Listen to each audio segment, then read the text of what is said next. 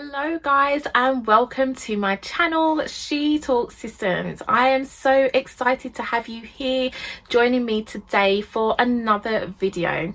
So if this is your first time, welcome, hello.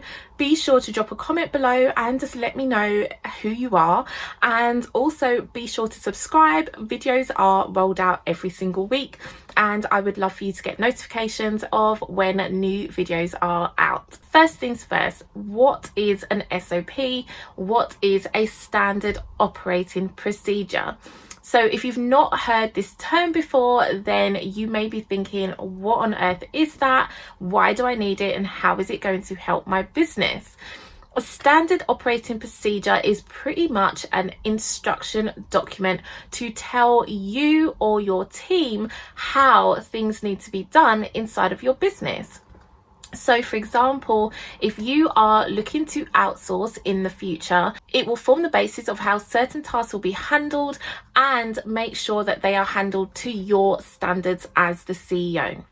Now, best practice for creating SOPs is basically to do them as regular as possible. So if you have a lot of recurring tasks that cannot necessarily be automated and need to be handled by someone, an individual, so they need to be done in a manual way, then your SOP will show that individual exactly what the steps are for that job to be done, and it will also lay out the process of how you handle certain areas in your business and what needs to be done and what the expectations are.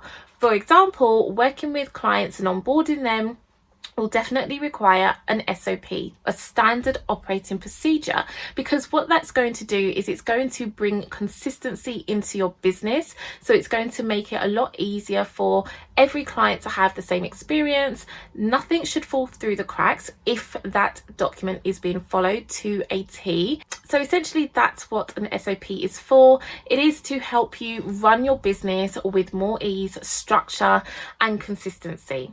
Now, I highly recommend, even if you are a solopreneur, that you get into the habit of creating SOPs, and they don't have to be huge, detailed documents. I think there is this thought that they have to be these long-winded documents that are pages and pages long, and that's really not the case.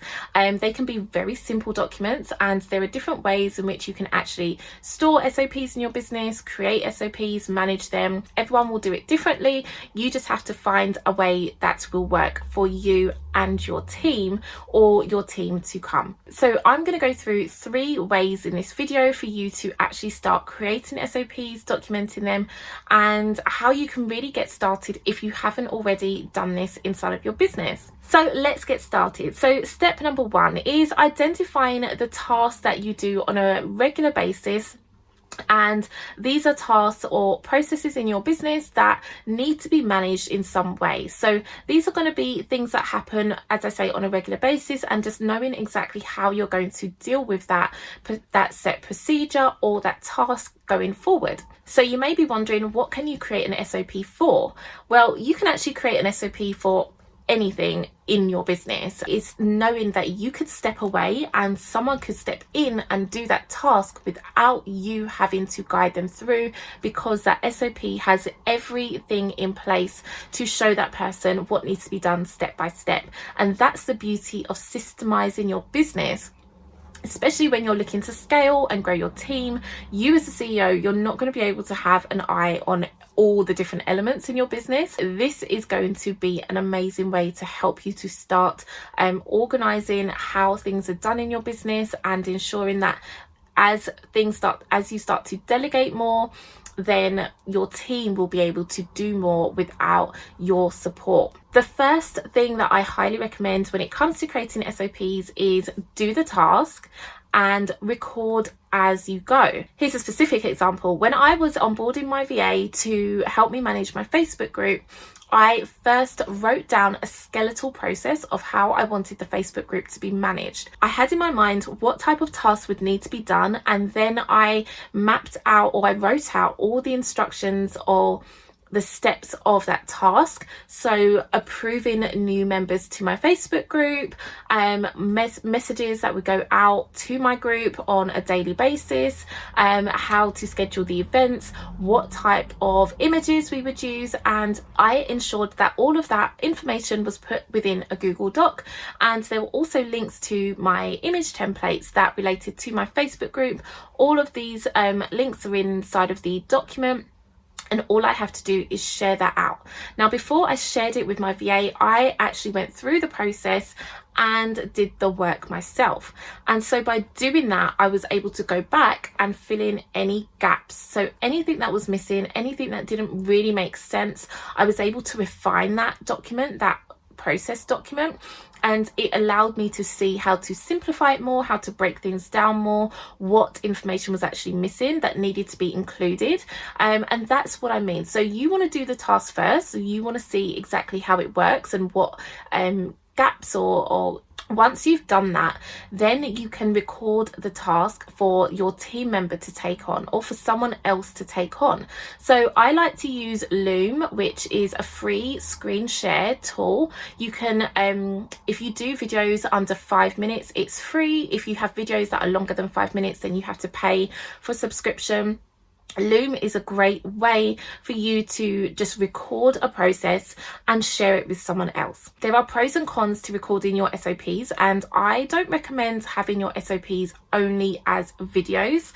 Some people do this in their business, and I see a flaw in this, in the fact that your process may change, and if it does, even the smallest part of that process, you then have to re-record it all over again.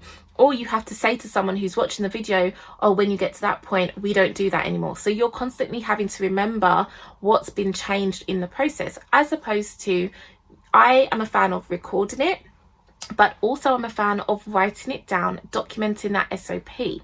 Now, I will record the video, I will go through and I will talk through what I'm doing and why I'm doing it, because I feel that when I say why I'm doing a certain task, it will also allow my team member to understand the importance behind doing that task in that way.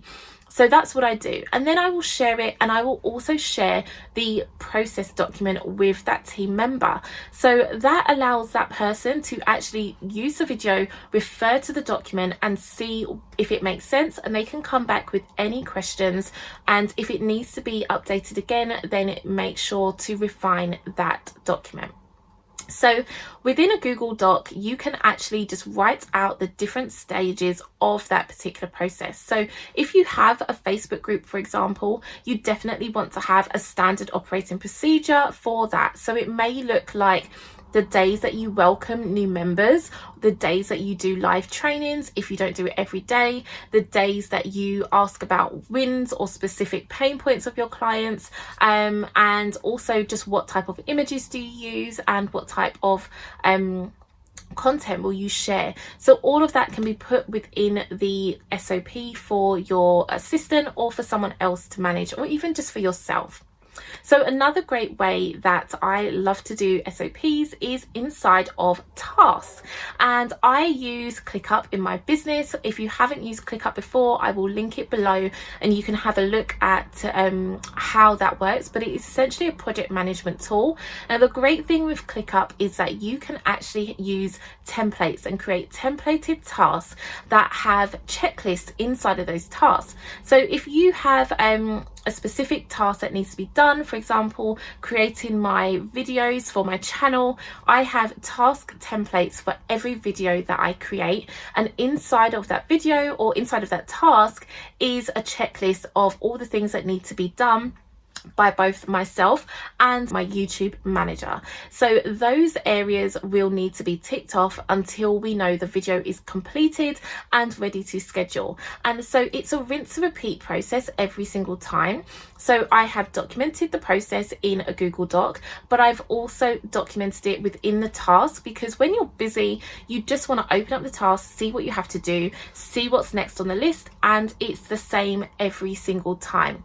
And the best thing is, with using templates within your project management tool, then you can literally update the template if your process changes or if something else needs to be added to the list, then you can update that for your team, for yourself. and it makes it so much easier for you to manage, and all you have to do is just recreate that task every single time that you need it. So let me know down below in the comments, do you have SOPs in your business? If you do, how do you document yours, and what type of SOPs do you use? If you would like to see more about creating SOPs in your business, then just let me know and I'll be happy to create more content around that for you. If you enjoyed this video, be sure to subscribe, like and comment, and you can also join our free Facebook group, She Talks Systems, where I go into a bit more depth inside of my group. I do live trainings every week and show you exactly how you can organize your business for success. Until next time, thanks for watching.